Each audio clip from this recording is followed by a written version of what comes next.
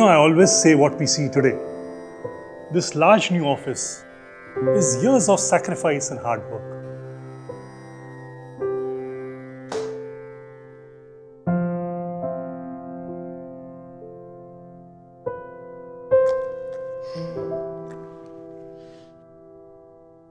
Relax. I know it's a tough job, son. Clients can be tough.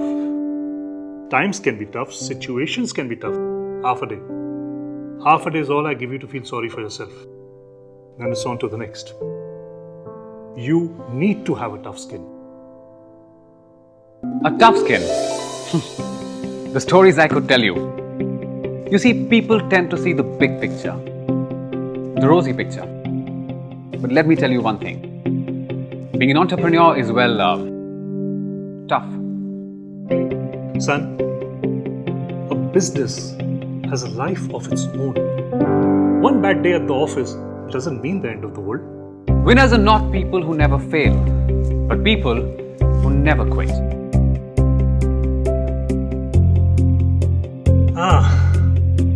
The sweet smell of success. Half a day. I give you half a day to enjoy it. And then it's on to the next.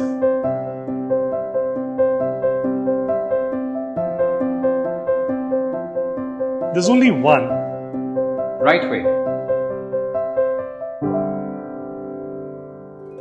At PPFAS, we think like Rahul and his father. That volatility is a fact of running a business. And buying equity shares is like owning a part of that business. We use value investing principles to manage your money. This means we invest in the right businesses at reasonable prices and for a longer term. PPFAS Mutual Fund. There's only one right way. Mutual fund investments are subject to market risks.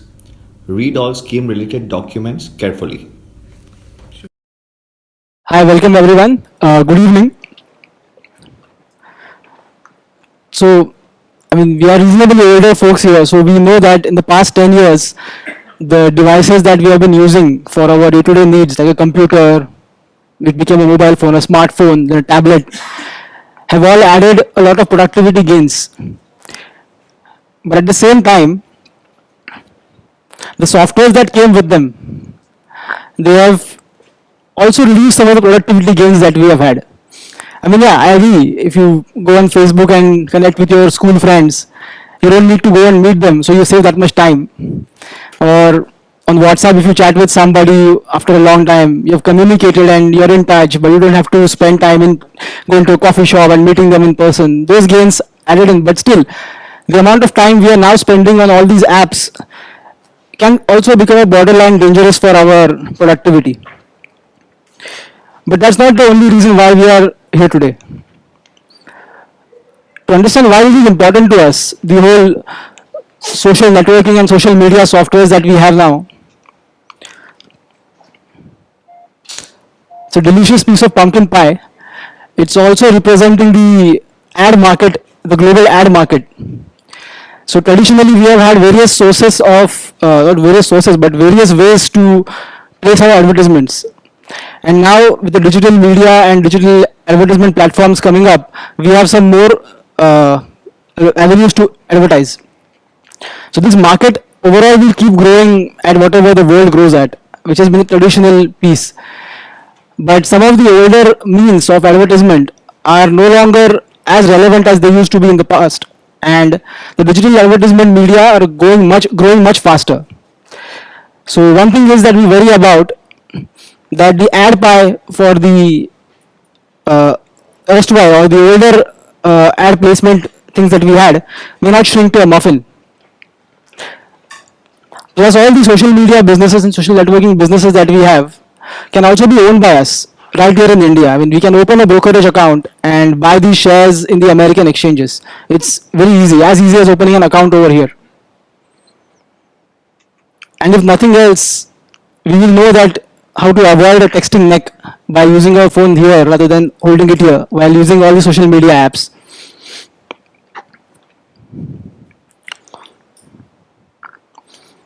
So in all these social media and networking companies, the metric of a month is auspicious because they all count the number of users in terms of monthly active users. So let's look at a month in the form of hours. So just arithmetic. A month has 720 hours, and if you are normal people, you sleep 8 hours a day. That means your 240 hours a month are gone. Not gone, I mean you use them, but productively. Again, if you are a normal person who works 8 hours a day, you again lose or whatever, gain 240 hours. So all you are left with is 240 hours in a month of free time in which you neither work nor you sleep. And this is your time to do whatever you want. Some of us choose to commute, some of us choose to overwork, some of us choose to oversleep, whatever. But these 240 hours are basically the amount of screen time or the amount of media time which is given to us to consume these advertisements. And it's all a race for the best amount of screen time a person can consume. So I did an experiment. When I decided to talk about this, I opened up an Excel sheet, started documenting the number of minutes or hours I spent in using social media apps.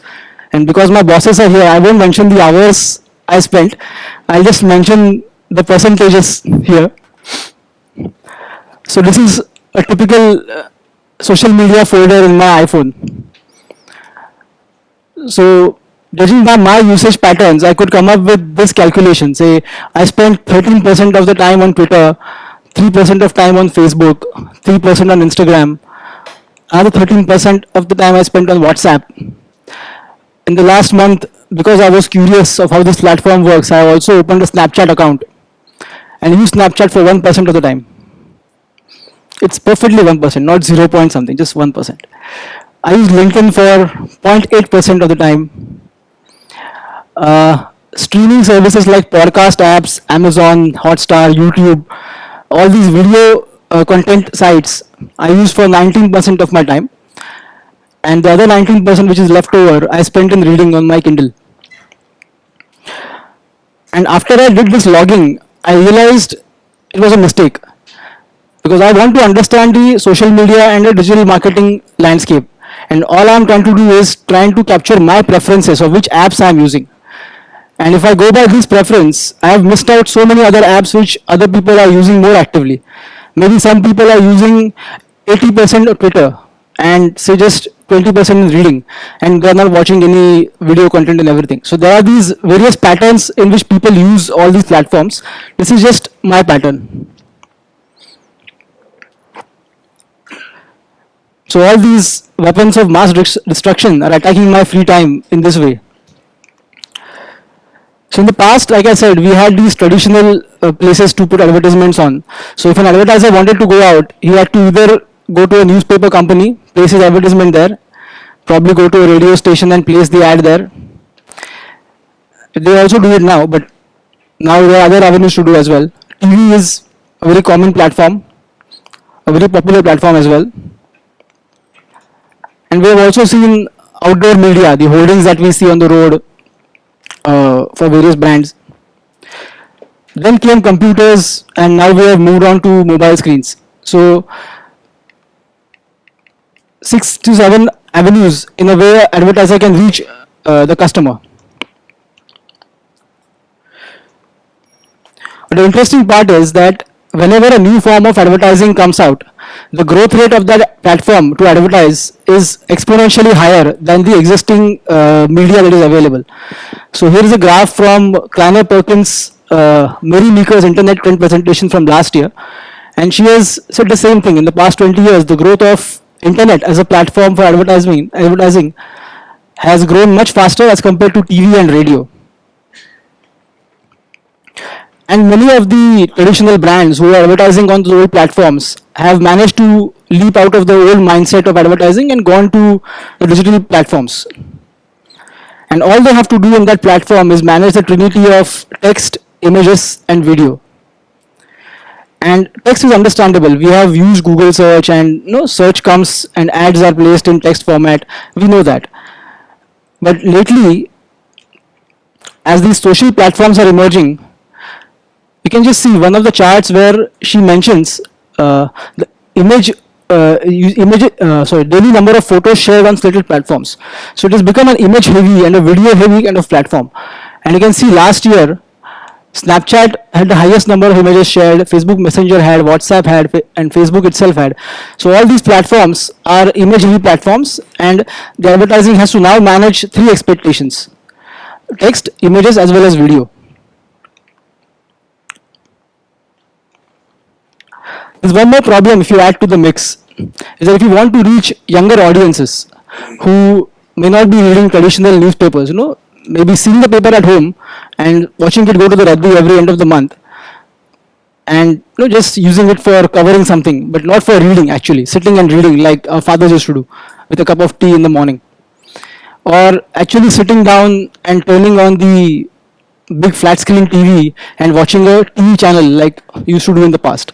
Now they might be streaming through their iPhones or iPads or whatever devices they have directly and watching a Netflix channel or a Hotstar or whatever, because they want to watch that content at that time. They don't want to watch what the TV is showing them.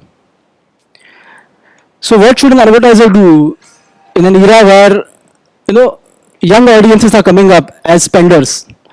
So one option is to ask the chief marketing officer's kid how to advertise to him. But you can clearly see the 18 to 34-year-olds in the digital audience. You can see which apps dominate globally. And this is the average monthly minutes per visitor spent on these platforms. Some names are familiar: Snapchat, Instagram, Twitter, Facebook, Tumblr, Vine. But it's a little confusing when you actually want to advertise. You are aware of all these platforms, you use them in your phone every day, but the moment you want to advertise, it seems like black magic, and every other vendor will start coming to you with a visiting card and saying that I am a master in digital advertising, why don't I help you connecting all these dots. So this is what the advertiser wants to reach at, the audience. This is the platform in which he wants to advertise, and this is the advertiser himself or herself. And there is this whole ocean of people in between, the intermediaries, who claim to have dominion over some part of the ad spending matrix. So there is an ad agency. Traditionally we had this agency used to place these advertisements on various media. Then you have these media buying platforms now, who will buy the media in bulk and then place it as per the targeting that they seem is right. You have ad exchanges like Google's DoubleClick and many other ad exchanges available. So it's a whole ocean of things, and it might seem a little like black magic when you actually want to see the results of how your ads have performed. And if you don't get the performance from your ad, so you spend say ₹1 crore on the advertisements on all the platforms. You judiciously spend it. You account for every penny and say that okay, I'll spend some on Instagram, some on Facebook, some on Google, and yet you don't get the results. So you go back to one of these vendors and say what happened, what went wrong. So a common justification is given that if you're not getting the desired results, you're not using it correctly. That gentleman over here who wants to clean his carpet and is using a vacuum cleaner on the lawn just to test it.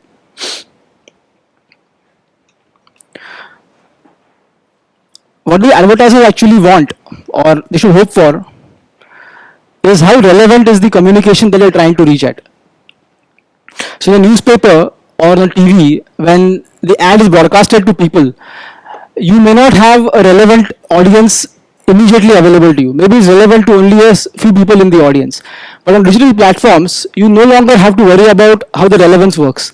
All you have to do is choose the right filters in terms of demography that you want to target, in terms of the occupation or the age group or whatever demographic parameters you want to highlight. You can highlight them and throw the ad across all platforms, and the black magic says that it will find the right audience through the targeting mechanisms that they have. So relevance is something that you should aim for, but it may not be necessarily in your control. So one more thing that people are doing on these social media platforms is they go for consuming content, and the content becomes the context in a way. So if you're watching a cricket match and you're a sports fan, and the trend in your history is that you're always watching sports reruns on YouTube or whichever platform you're using, then the advertisements targeted towards you will be fitness related. Maybe that's a targeting parameter. So the content sometimes becomes the context for you. And I'm sure plenty of you in the audience must have witnessed this. So this guy is complaining about another irrelevant offer. It's like they have no idea where I am in the customer journey. So you started a transaction on Amazon, you wanted to buy something, you searched for the item, and for some reason you did not have time to complete the order, and you left the screen or the browser window unattended. Now it has been logged that you have visited that page and stayed on that page for a certain amount of time, and that information goes back to wherever, the ether, the internet, and it tracks that this person has used this page for so and so time, so he's going to buy this. So now they will follow you on all platforms wherever that ad placement can be done. So the same product will follow you on Instagram, on Twitter, everywhere, wherever the ad platform is present. But you may no longer want the product. You just saw it and you decided not to buy it at that time, which it did not capture in the system. So intention is not captured, and yet the customer gets disappointed by showing the same number of ads which they don't want to see anymore.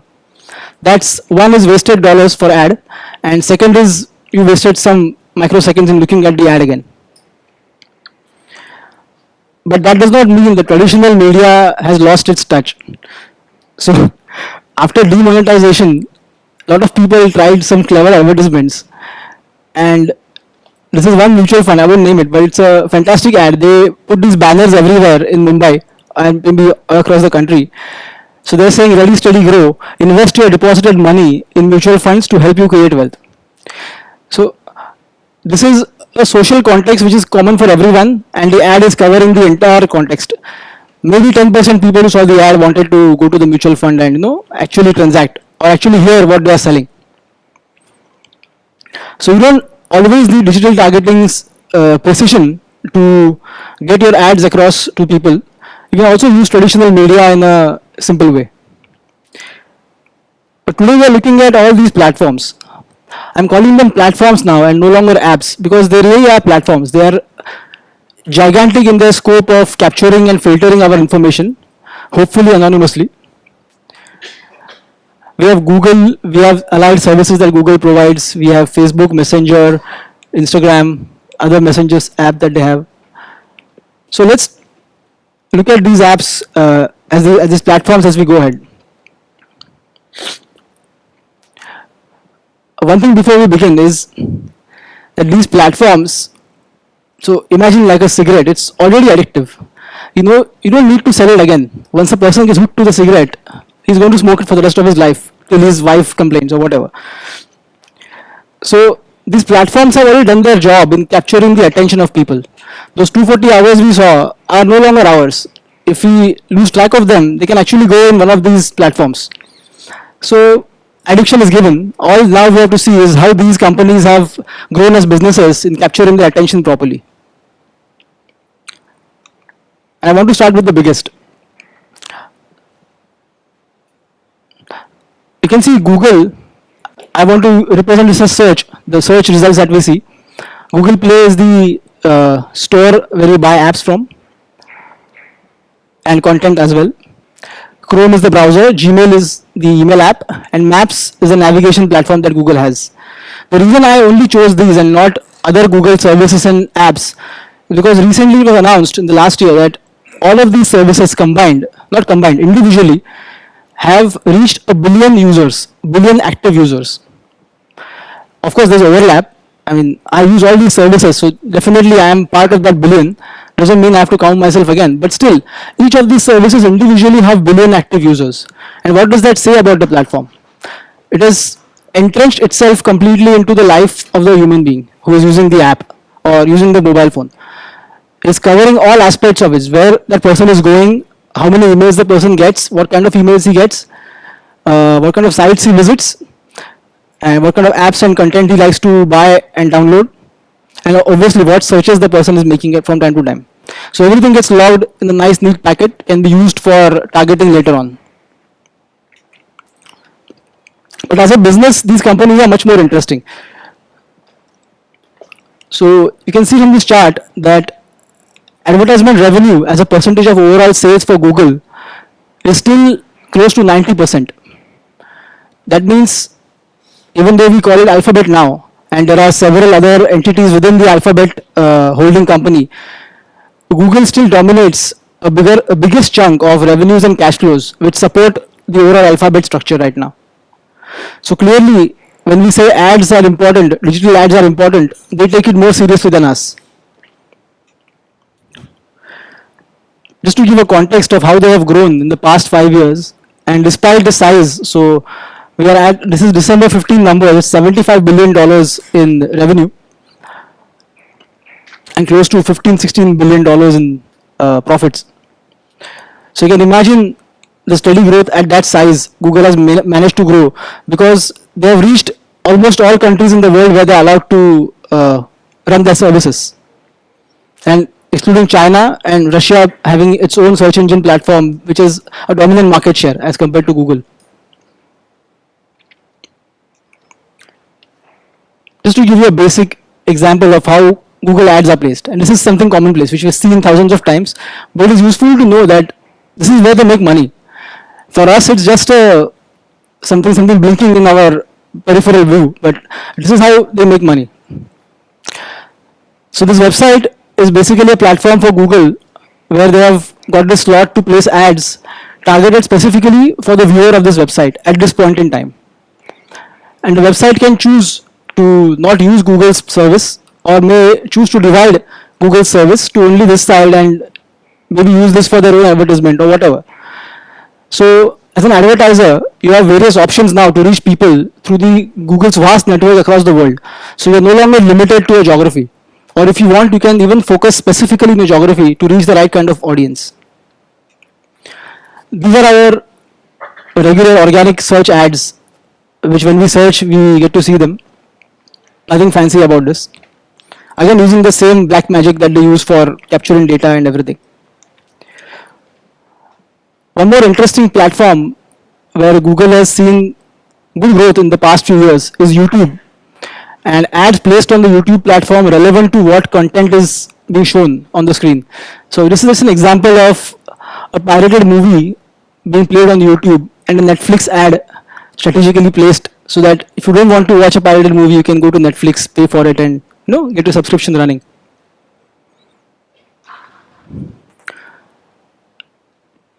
This is the more interesting part and the spooky part, where they track where you are and they don't tell you, and then they give you the right ads whenever you require them. This is the use of Google Maps platform to target ads to you. So you can see how it's pervasive. I mean, I'm pretty sure we are all using these services on a daily basis, and we are willingly part of this social experiment of selling ads to us for our benefit, definitely. Let's look at something more interesting, Facebook. So if you woke up in the past, if you're in a coma for the past 5 years and you suddenly woke up and you knew Google was there, but Facebook was not there. When did Facebook become so dominant? So Facebook is now part of these 4 major platforms: Facebook, Instagram, Messenger, and WhatsApp. And if you see, now this term I mentioned, MAU, monthly active users. It's an auspicious term which all social media companies use to dedicate how many active users have used the platform in a month. Can you imagine? It's 1.5 billion users every month use Facebook. The internet population of the world is 3 billion estimated. So half of the internet population of this planet are using Facebook every month. WhatsApp has reached again 1 billion users. Of course, there's an overlap, but still 1 billion active users every month. Instagram, 500 million active users every month, sharing photos and videos. And Messenger, which is the native messenger app for Facebook, uses the same Facebook contact list, has also reached closer to 1 billion. Must have crossed billion. This is 2015 numbers. The interesting part is, again, just like Google, about 95% of Facebook's sales comes from selling advertisements. I mean, who knew, right? We thought it's a big company, they must be having other things to sell. Not really. They specialize in targeting people and selling advertisements for digital advertisers. That's it. That's all they do, and they do it really well. Again, of course, there's a base effect here, but Facebook has grown dramatically in the past few years. They have perfected a lot of things, and we'll discuss that later. This is how a typical Facebook advertisement looks like. So it comes in your timeline. Hopefully it is part of what you are looking for somewhere and it targets you properly.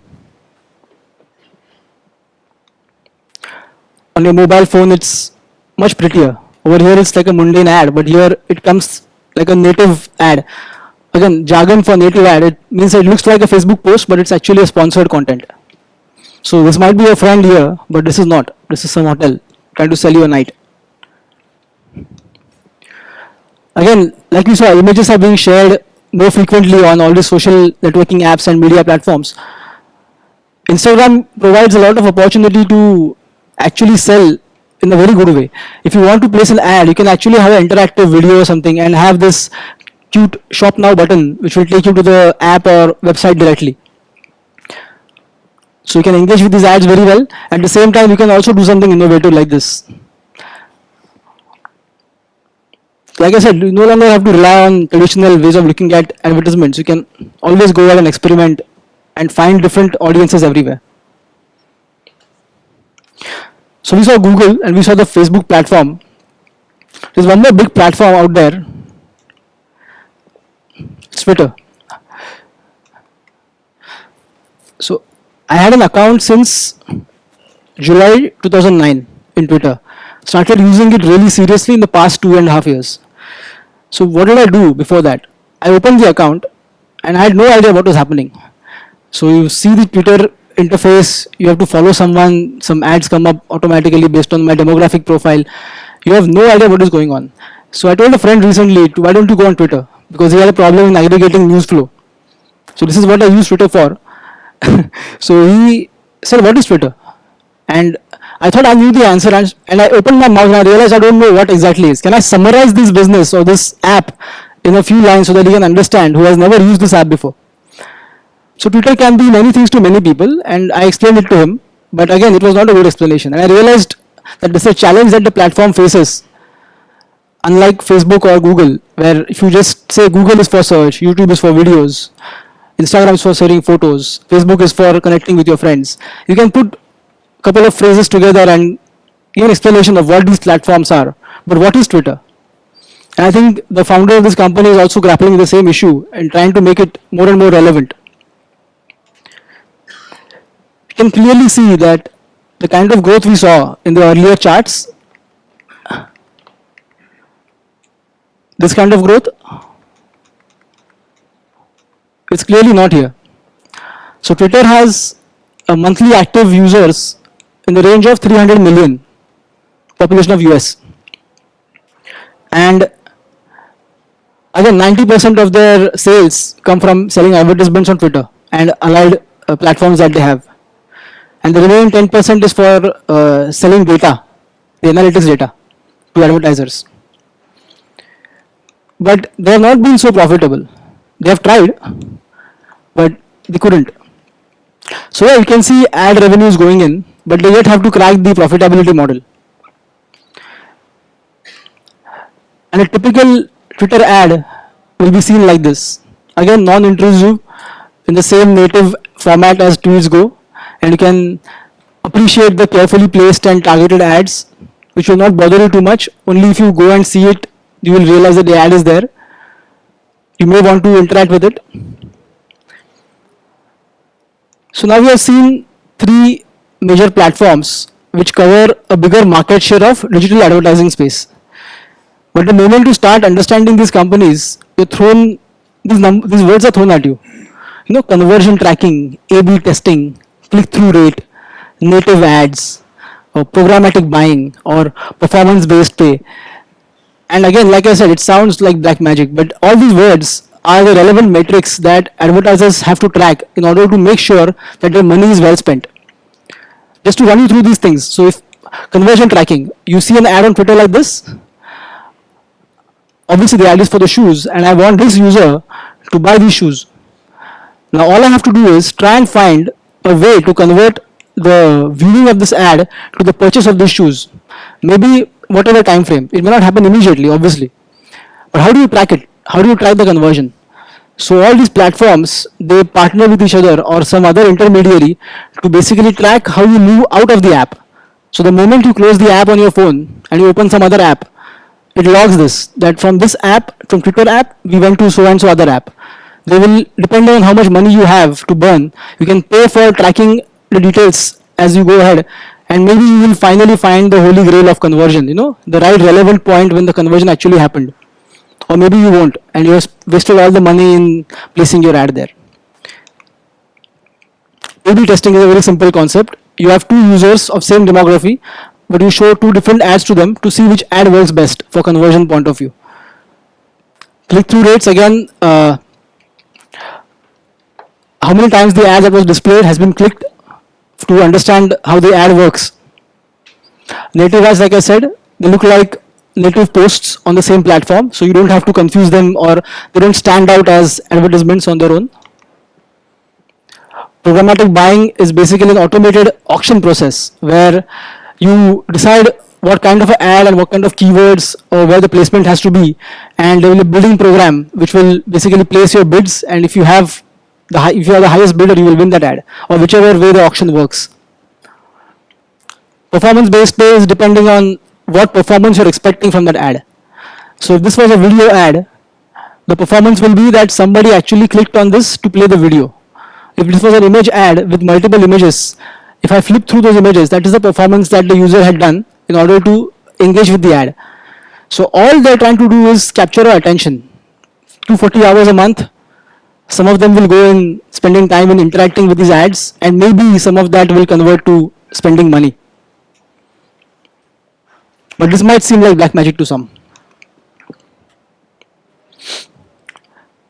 So I try to take a step back and really understand why these platforms are relevant. Why do they make the big bucks? Why does Google get to make 75 billion? Okay, fine, it's all over the world, but why does it get to make that kind of money, those kind of margins? Why does Facebook show such a phenomenal growth in ad revenue? So my view, you can correct me if I'm wrong, we can discuss this. Google and Facebook are like a door to the internet.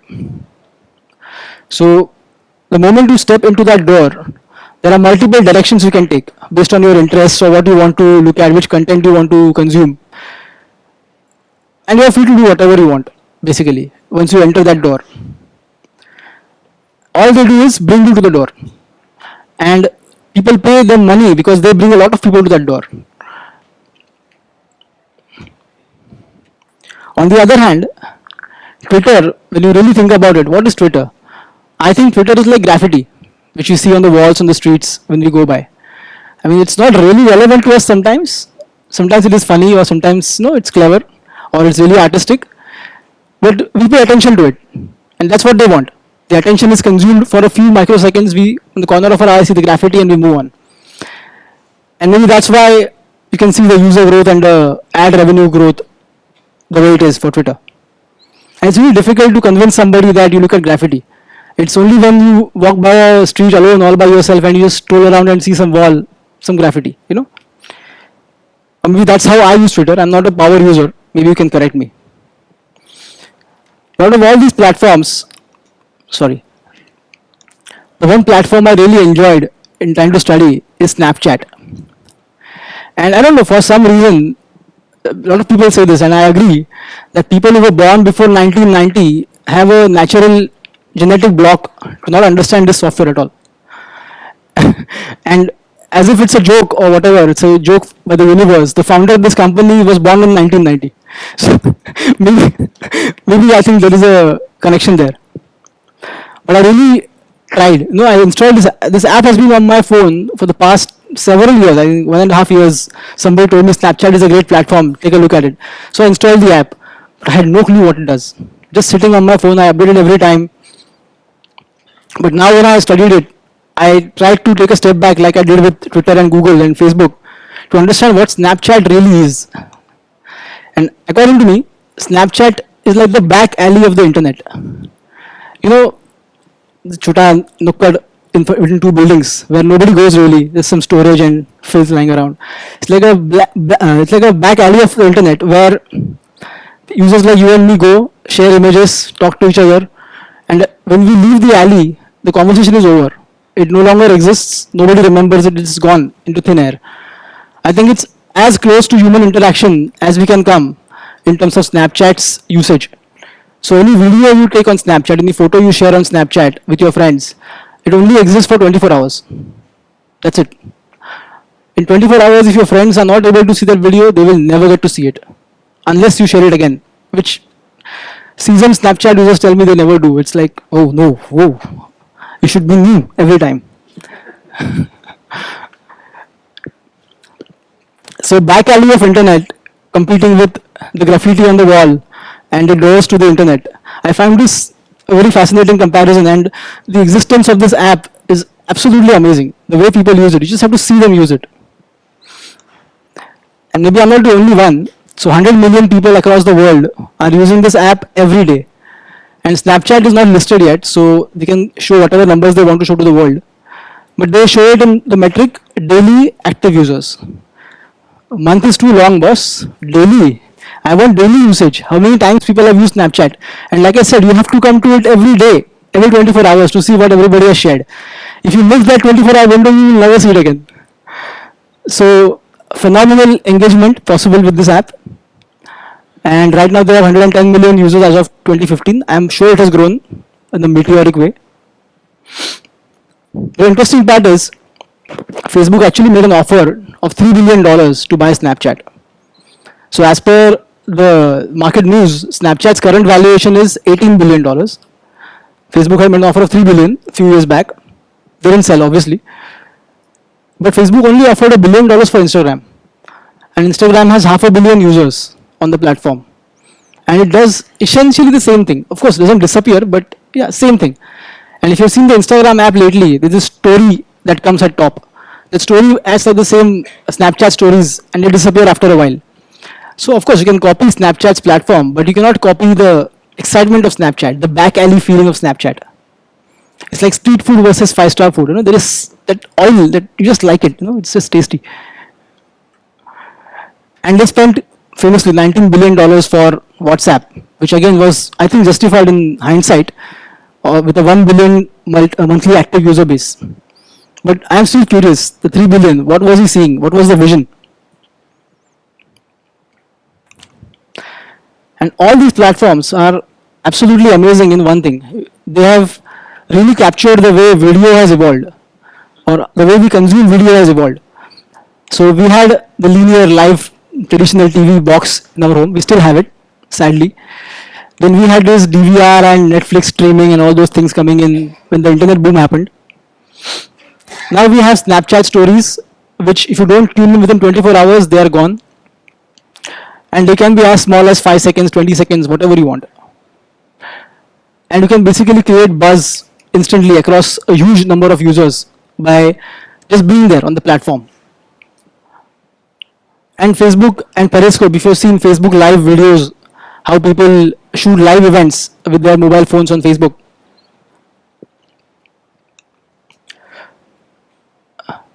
I had to read this graph again, okay? I mean, when I saw this for the first time, I thought it's a typo. It's not possible. These numbers cannot be correct. So Facebook daily video views globally in billions, okay, with a B for ball, is close to 8 billion. Makes sense, right? 1.5 billion people using Facebook every month. Of course, 8 billion views so easily. I mean, there's no doubt. 100 million people using 10 billion views on videos. What is this, boss? How come 100 million people using Snapchat every day consume 10 billion numbers of videos? Like I said, it can be a 20-second video, but still, it's a huge amount. Huge computing power is required. And of course, none of this is possible without the cloud computing platforms we have today. But still, I was amazed to see that people have the time and the willingness to consume. I mean, if you multiply by 20 seconds, that's the amount of minutes gone. But interestingly, Snapchat makes money. So as per the last numbers published, they made $60 million on the 100 million daily active user base. And this is a nice graph which gives a flavor of how Snapchat is used for selling stuff, or at least reaching the audience. And like I said, this is one of the ways to reach the younger audiences who are in the teens right now, or just cross the teens and are going to start working in a year's time or so. So one way to make money is using proprietary goofy animations with branding on it.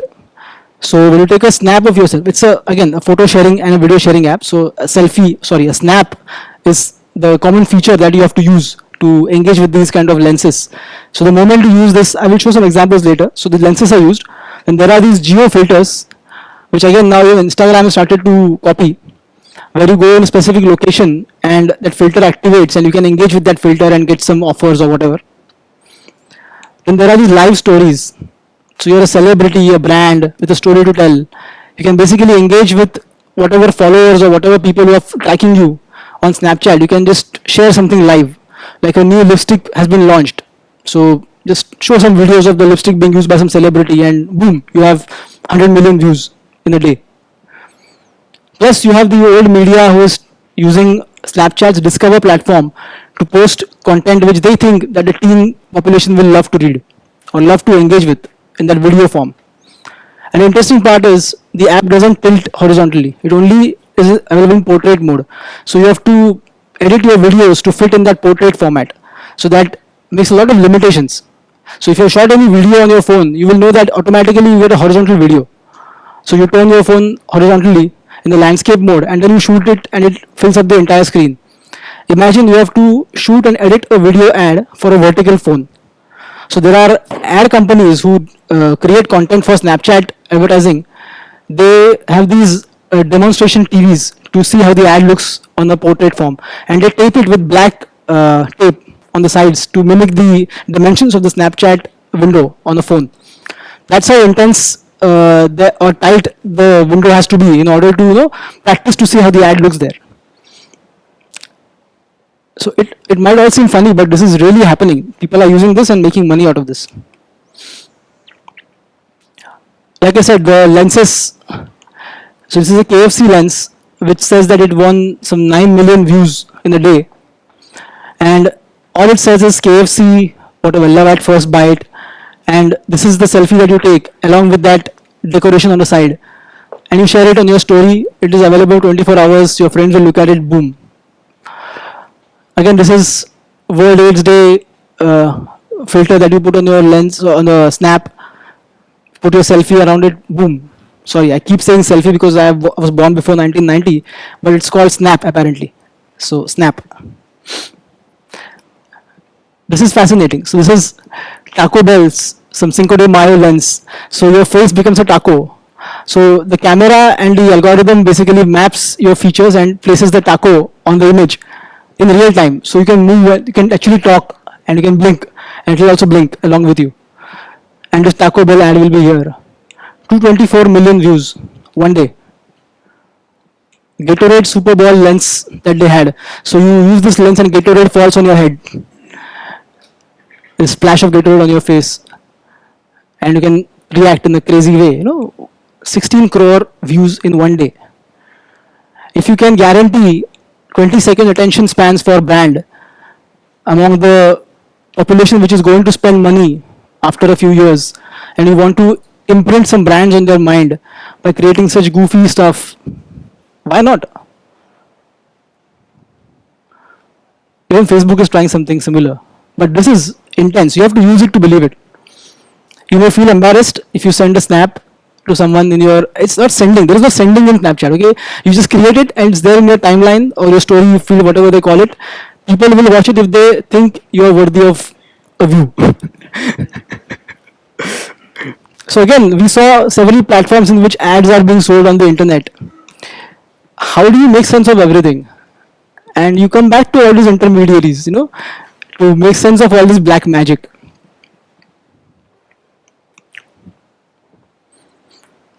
So there's a movie that I love a lot, one of my top 10 favorite movies. It's a Kevin Costner directed film called Field of Dreams. I'll urge you to watch it. Not because it has something about investing or digital media or something. It's a good movie. That's why you watch it. So in that there is a sentence called, if you build it, they will come. And that if you build it, they will come moment is running live in the digital media space, where if you have a platform, if you build a platform and if you build a following for that platform, the advertisers will come to it. They will at least try and experiment and figure out how to place their ads, how to engage with their young audience or whichever audience they want to. And imagine, the reason I call this black magic is not because it sounds good, but how much will you pay for placing this ad? How much do you think are these 224 million views worth? So I said a word called programmatic buying in the beginning, where you automate the auctions process and you know put your bid and everyone will bid for that particular slot and then the bid gets filled. Here, even if you have automated bidding, how much will you want to pay? If someone told you that you will get 200 million views in one day for your brand, will you not give your arm to him? And that's the biggest problem here. That's why it's black magic, because nobody really knows how to value these things. So that 60 million revenue can tomorrow easily be worth 6 billion. You never know. Because this platform is becoming so pervasive and consuming 20-25 minutes of people's lives every day.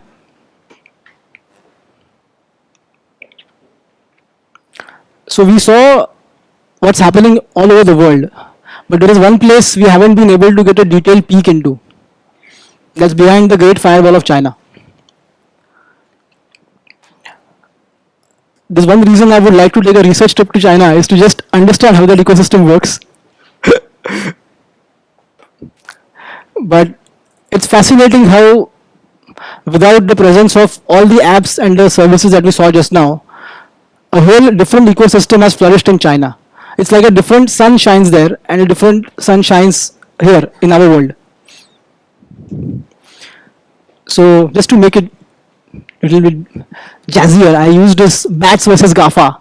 So BATS stands for Chinese companies, the Baidu, then Alibaba, Tencent and Sina Weibo. And GAFA we all know, Google, Amazon, Facebook, Apple, whatever. The slide is basically from a game I like called Infinity Blade, which is made by Epic Games. And Epic Games is one of the most famous, and so if you have heard of the games called Unreal or Infinity Blade, these are popular games, and Epic Games is one of the top game developers in the world, and Tencent, a Chinese company, owns 50% of it. Not bad, right? So Tencent has this very popular app called WeChat. Baidu is basically the Google of China. Alibaba is like an e-commerce platform. We have spoken about it before. You can check out the video later on. And Weibo was started like a Twitter of China, but now Weibo has morphed into Twitter, Instagram, Snapchat combined into one. Just to give you a context, where WeChat, which is the best platform in China for messaging and apps, stands against the global rivals. So WeChat has some close to 700 million active users compared to all the other platforms that we saw earlier.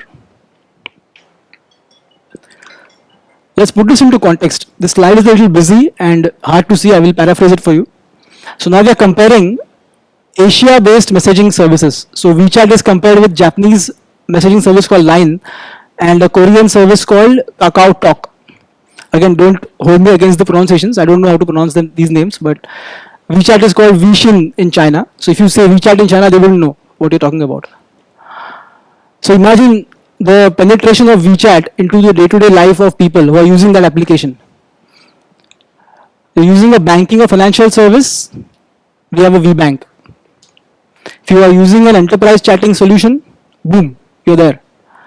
If you're using some form of online to offline interaction, and this is what we are seeing happening today in India because of the demonetization, people are engaging in electronic ways to transact amongst each other.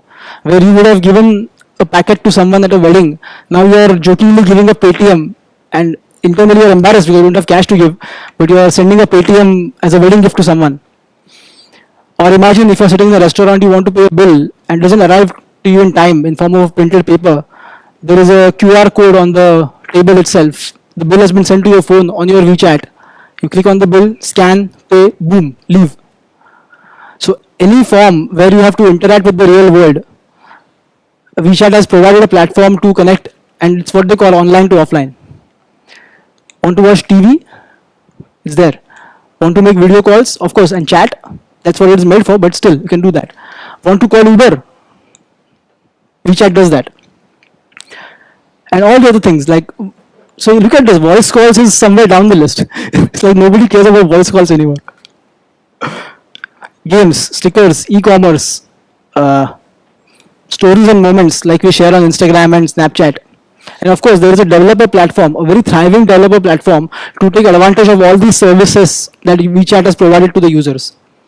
So if you want to make an application just for WeChat, you can create this using this API and use all the phone's features to engage with the user. So just to give a let's zoom out and say what actually is WeChat. So we know Gmail, we know Facebook, we know WhatsApp, Snapchat, Skype, Uber, Google Maps, PayPal, etc. Everything combined is WeChat. Imagine you have one application to rule all the applications, like Lord of the Rings, that magic ring where you just wear it and you have everything in your phone. It doesn't matter if you're using an iPhone or an Android phone or a Xiaomi phone or Samsung Tizen operating system phone, as long as it has WeChat on it and you have a valid user account with the payment credentials attached to it, you can use all these services on any platform. So it's a listed company, Tencent. Whatever numbers I could find, I have put it here. Sorry for the typo, it should be monthly active users. WeChat has, as of December 2015, around 700 million monthly active users, which is not a bad thing because they are only in China. China has 1.5 billion people, and out of that, more than half use this platform actively every month. That's how their sales have grown. Just to put it in context, they make as much money as Facebook makes in terms of sales and profits, give or take. But this is not the best part. This is the best part. So the graph that we saw for other companies, percentage of revenue as a percent of overall sales, it's only 17% for WeChat, whereas Google had 90% money coming from ads, Facebook has 95% from ads, Twitter has 90% from ads. How come a service which can be the best ad platform only make 15% of its sales from ads? Have they got it wrong? But actually, they got it right. Tencent, 50% of sales come from gaming. People actually there's a good gaming community in China, and people actually purchase games and buy small feature increments inside the game to go ahead in the game. And as long as you have games available, and games are dime a dozen, you can create good engaging games and people will engage with the games for hours and hours. I have played several hours of games. I cannot wish those hours to come back now, but still. 50% from games, 17% from selling ads, and the remaining revenue that they make is from the commissions of all these transactions that go through because of these services that they have built in that application. And of course, this is without the presence of Google, Twitter, Facebook in the Chinese market. So they got a good lead, but they used the lead wisely. And now they are acquiring companies all across the world. The holding company basically has, like I said, they bought the gaming company, they bought stake in some other emerging startups who might become their competitors in the future. So you might as well partner with them in the beginning. But if you look at Chinese companies or tech companies in China, the cultural differences matter a lot. For example, if you know Mandarin script, it's tough to actually type. So for each phrase, there is a specific symbol available. And if you are a prolific typer, you can actually type those things, but you wouldn't want to. So voice messaging or communicating SMSs through voice has become very popular in China. So if you open a chat window, normally you will see text, what he said, what you said, what she said, what you said. Over there you will see just a speaker icon, one speaker, two speakers. So you just see all these files about to be played. So small voice messages people have changed, like walkie-talkies we used to have in the past. I also mentioned the online to offline, and this is absolutely everywhere across all Chinese tech companies. We also saw in Alibaba how they were trying to combine the online to offline experience. If you want to buy something, you go to the offline store, just feel it, see how it looks, and purchase the product in the same store online, and it gets delivered to your home. So if you're enabling that for a customer, you have an instant purchase rather than the person flitting about in the store and then sheepishly walking out and then buying on the phone outside the store. E-payments for absolutely everything. All utility payments. Now it's commonplace for us. just a couple of months back, I'm pretty sure none of us would have used Paytm to pay electricity or a phone bill. Some of us may have. I was using it, but still, I'm seeing it more often now. My father's talking about using Paytm now, which he got a smartphone 3 months back. A thriving gaming market also creates opportunities to consume media in a different way.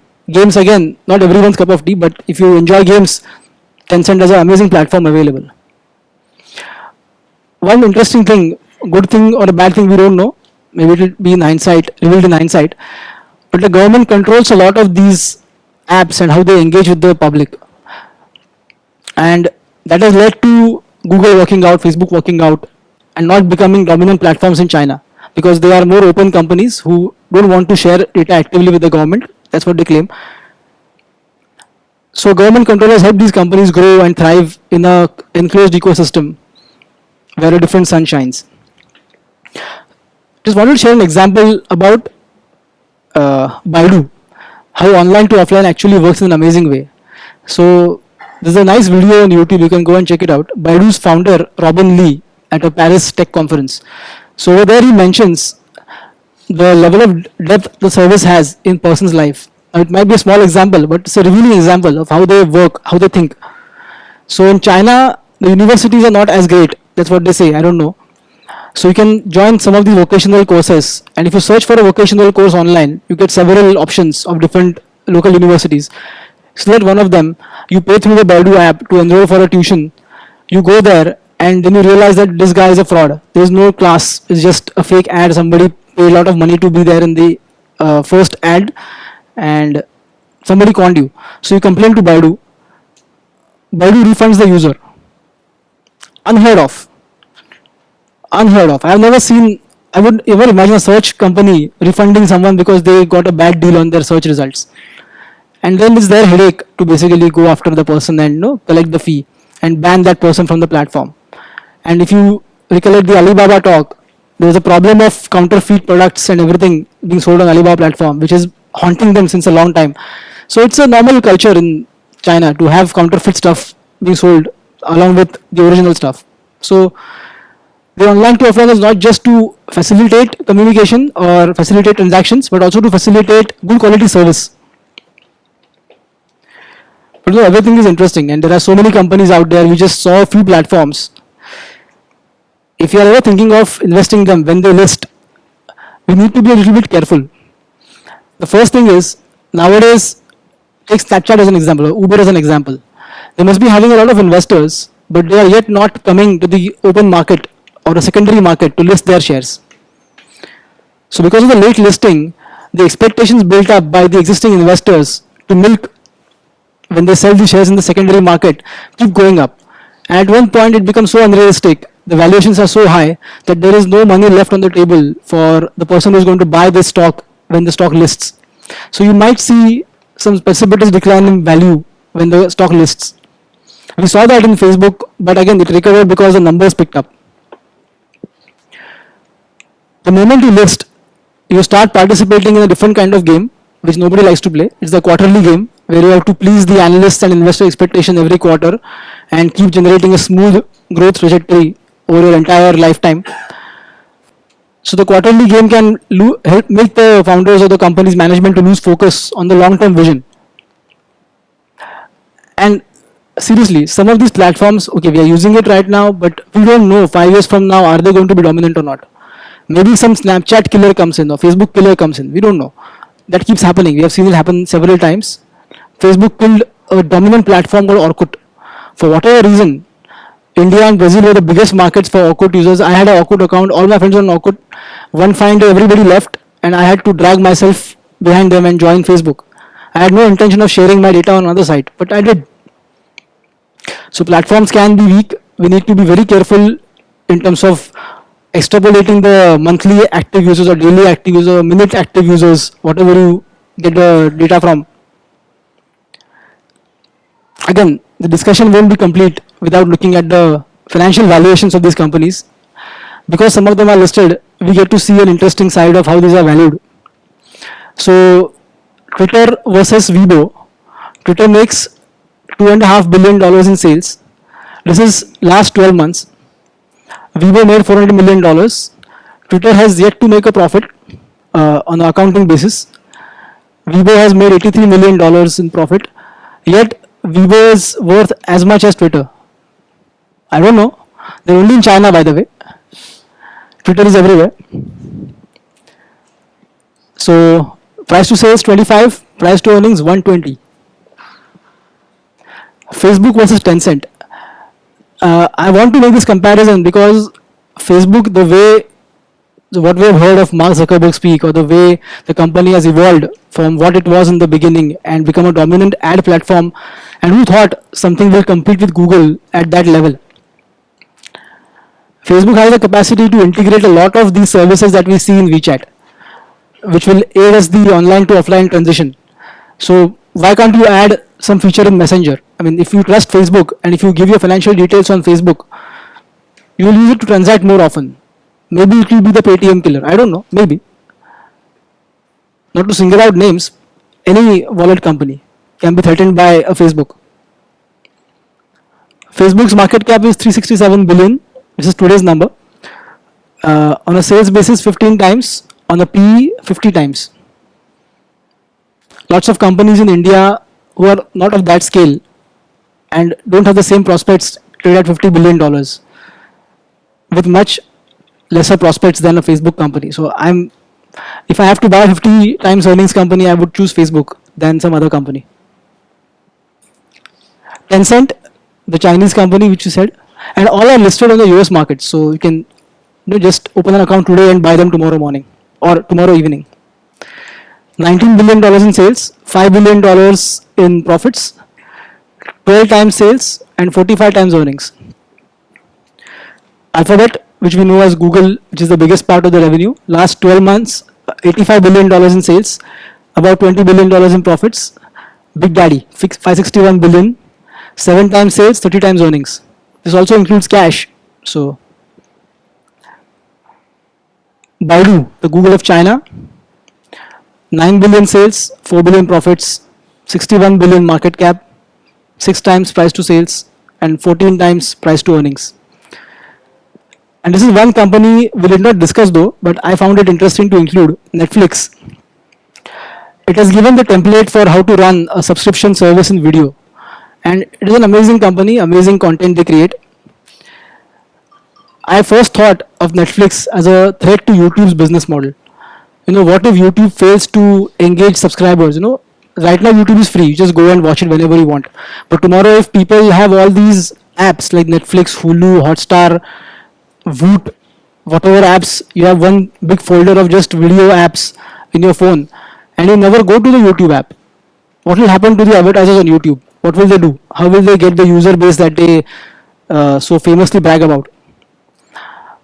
So there is a business model for content creators on YouTube and there is a business model for content sellers on Netflix.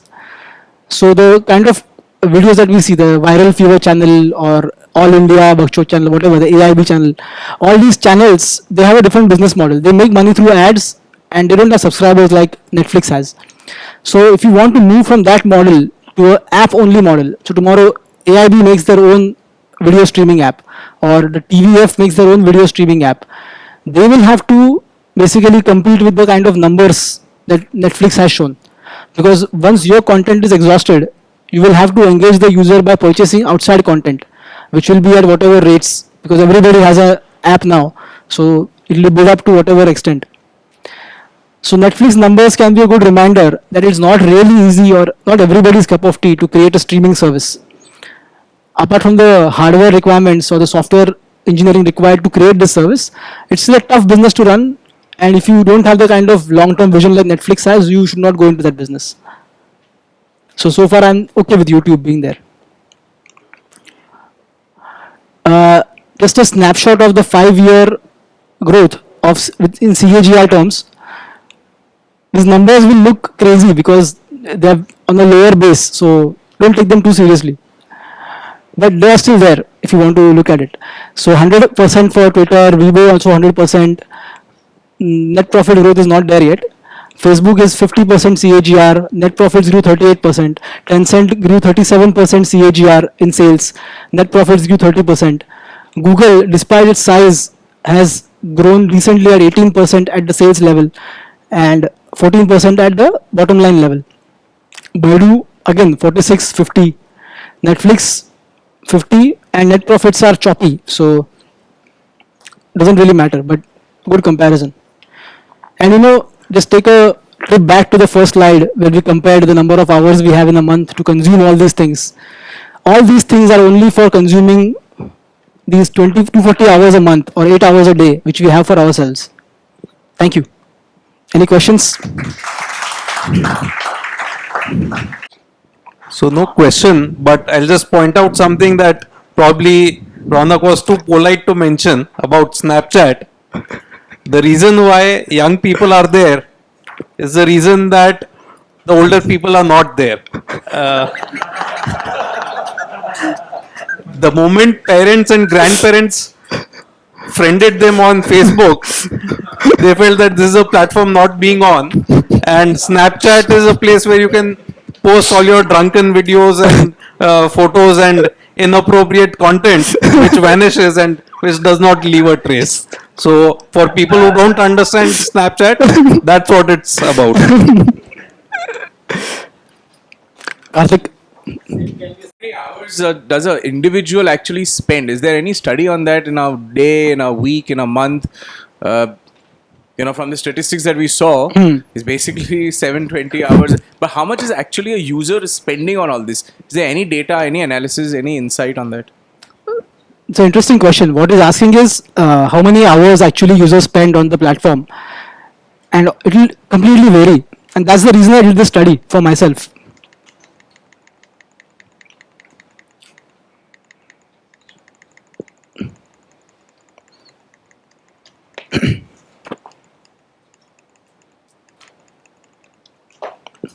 Yeah, sorry about that.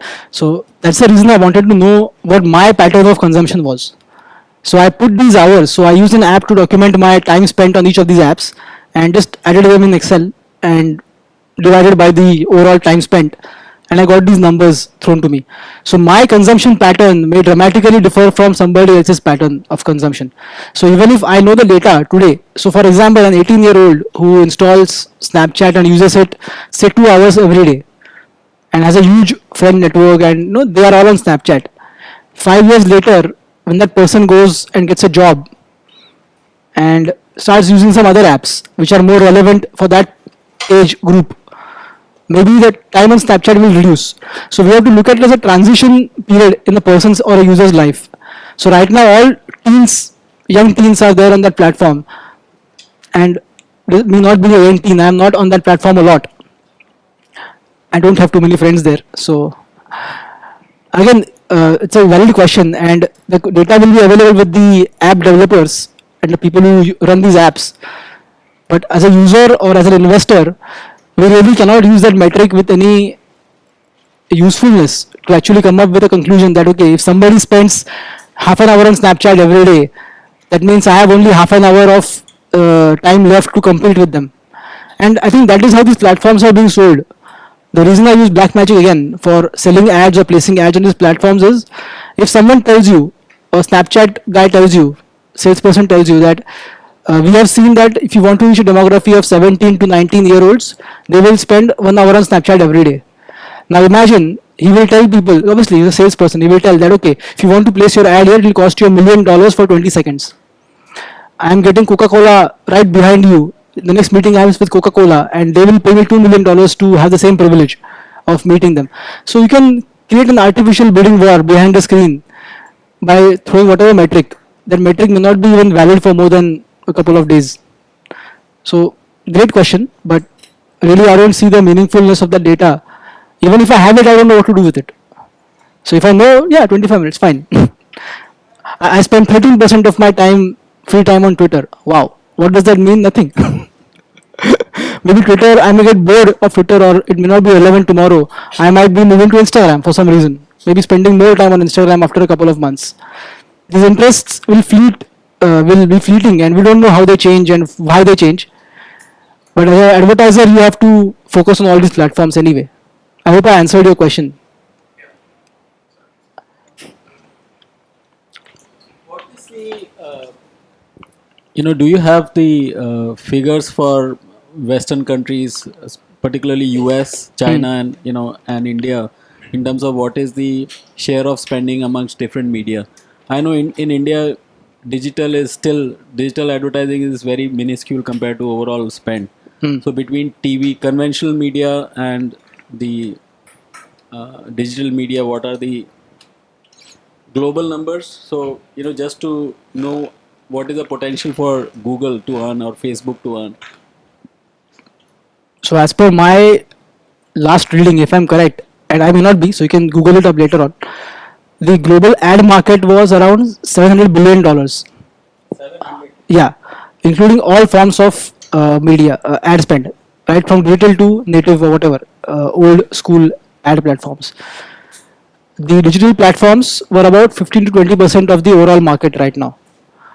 Google has some 60% market share in some countries even more than 60% or more than 70% market share. So of the overall ad spend, so of the digital ad spend, sorry. So that's the context. So maybe those numbers can add up, and whatever the organic growth plus Google's market capture of traditional ad platforms or some other ad platforms, that's the kind of growth we can put on all these companies going ahead. And we are not counting the apps which are not monetized yet. So there is no ad on WhatsApp as of now. I have not seen yet, but there might be in the future. How will they monetize WhatsApp? How will they monetize the Facebook Messenger to show more ads? Right now, all these apps do is get data for Facebook to use against, not against you, use as your profile to target better ads to you. So that space can also grow higher than the average global growth rate of ad industry. But that was a rough number I had in my mind of about $1 trillion of global ad market. So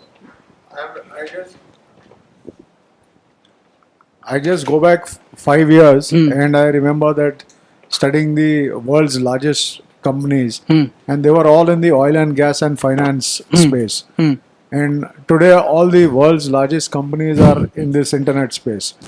So now if you take India, 5 years down the line, we don't have any of these tech companies. Right. And generally we find that Indian patterns replicate Western patterns. Right. So which are the largest companies you could visualize today 5 years down the line? That's a fantastic question.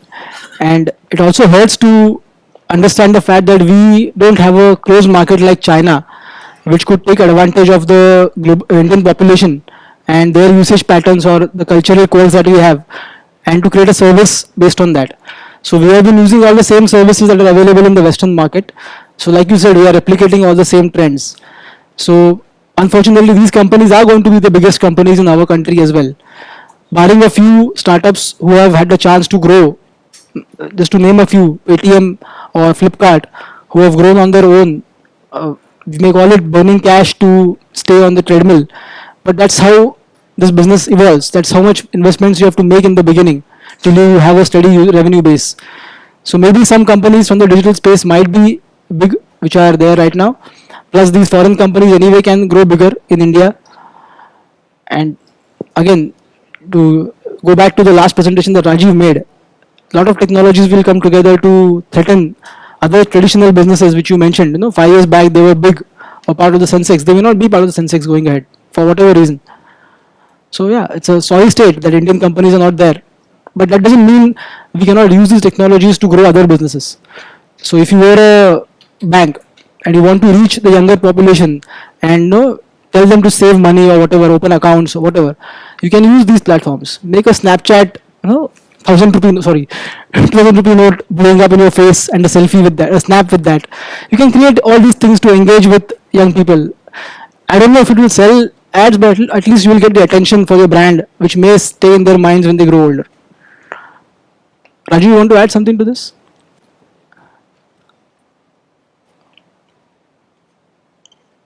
Any more questions?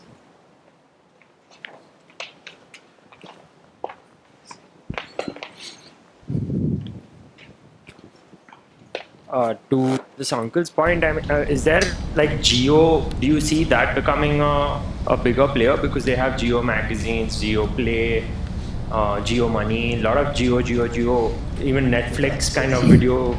So do you see that becoming? Yeah, it can definitely be a big player. So this is a big market. So Indians are stingy people. I'm also stingy. I don't like to pay too much for content. If I get to watch a movie on an app with a 200 rupee a month subscription, I'm not going to pay 600 rupees to watch it in INOX.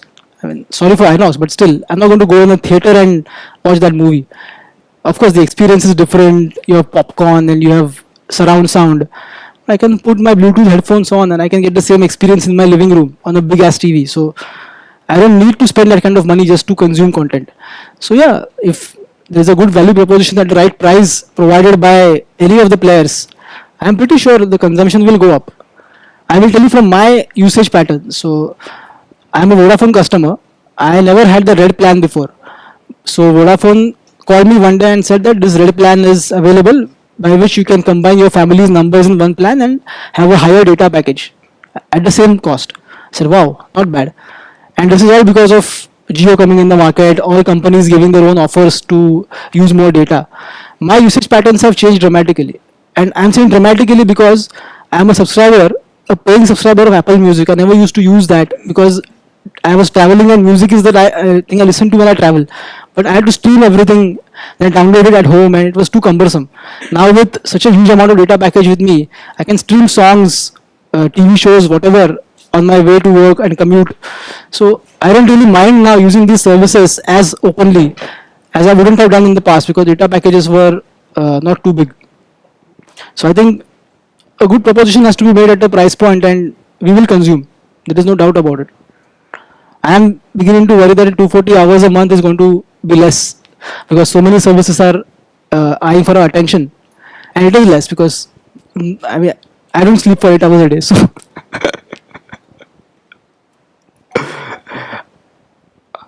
awesome. If there are no questions, then we can break for dinner and drinks. Thanks so much for your attention.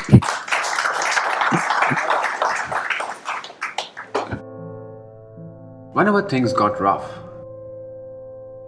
I always remember what my father used to say.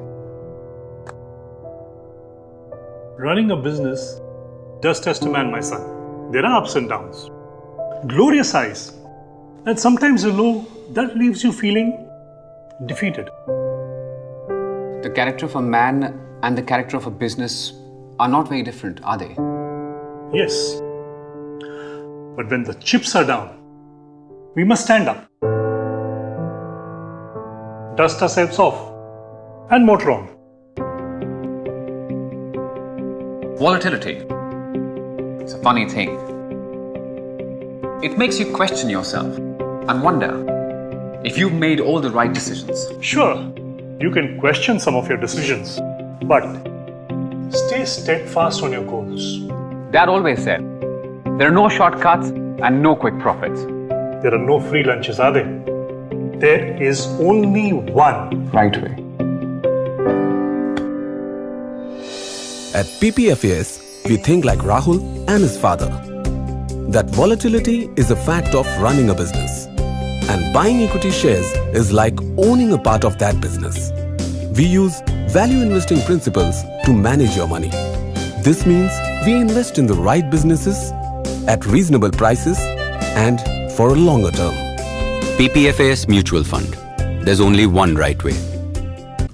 Mutual fund investments are subject to market risks. Read all scheme-related documents carefully.